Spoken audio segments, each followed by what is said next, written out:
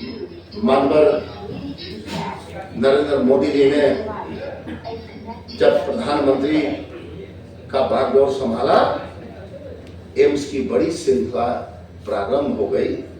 आज पूरे भारतवर्ष में 23 एम्स हो चुके हैं।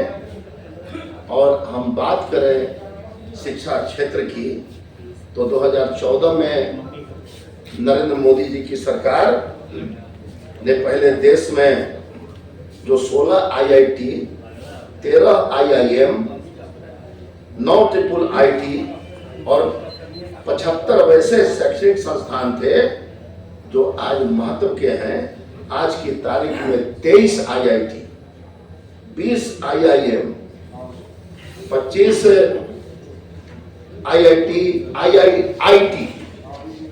और 149 राष्ट्रीय महत्व के संस्थान हैं। यह भाजपा के विकास का मॉडल है और हर हाल में विकास देखता और सबका विकास देख रहा है।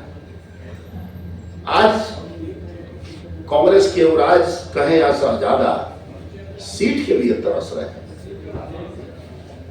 ऐसा क्यों हुआ है? ऐसा इसलिए हुआ कि उनकी पार्टी या सरकार ने कुछ नहीं किया, उन्होंने खुद भी कुछ नहीं किया। कांग्रेस देश को बांटने वाली पार्टी है, देश को तोड़ने वाली पार्टी है। और आपने सुना भी होगा कि श्रीलंका को एक आइलैंड जो है इंदिरा गांधी जी ने अपने समय में दे दिया था, काम कर दिया था, बाद में भी पता लगा। अपने चुनाव और निजी हितों के लिए राष्ट्र हितों से समझौता करने वाली पार्टी है। और हमारी सरकार, हमारे माननीय प्रधानमंत्री जी के नेतृत्व में प्रत्येक दिन 2 नए कॉलेज खोले गए।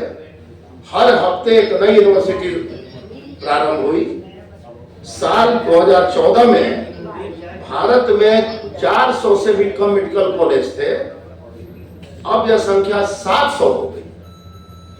2014 में देश में 50,000 MBBS के छात्रों की सीट थी, अब यह बढ़कर 1 लाख से भी ज्यादा हो गई। मेडिकल में PG की सीटें अब दुगनी हो गई। इसलिए अब विचार करें कि कांग्रेस की नीति ने बहुसंख्यक समाज के साथ बहुत बड़ा धोखा किया और दोहरा रवैया अपनाया। और कांग्रेस ने यदि देखिए तो अपने राजनीतिक साथियों को भी बड़ा नीचा दिखाया। लालू प्रसाद यादव जो महिमा मंडन करें, राजद जो भी महिमा मंडन करे, लेकिन जो राजद के कार्यकर्ता हैं वो परेशान है इस कारण कि उसी कांग्रेस ने जो बिहार में राजद के रहमो करम पर चल रही है और जिस पार्टी का राजद का लोकसभा में एक भी सांसद नहीं है, लेकिन 2009 में कांग्रेस ने कैसे राजद को झटक कर मंत्रिमंडल से बाहर रखा था, लालू प्रसाद यादव जी को निश्चित स्मरण होना चाहिए। और जनता को धोखा देने के लिए कांग्रेस ने आजादी के इतने वर्षों बाद भी बिहार का कोई विकास नहीं किया।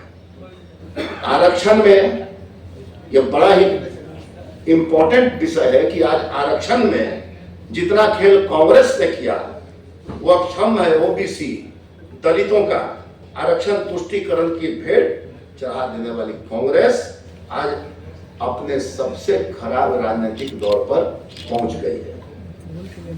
इसलिए विकास के प्रति जो सोच हमारे प्रधानमंत्री जी रखते हैं वह लड़ाई हो रहा है इजराइल में, कांग्रेस की जो मोटी सोच है वह कांग्रेस को कभी समझ नहीं आया है। और 10 सालों में हमारे प्रधानमंत्री जी के नेतृत्व में जो विकास का पैमाना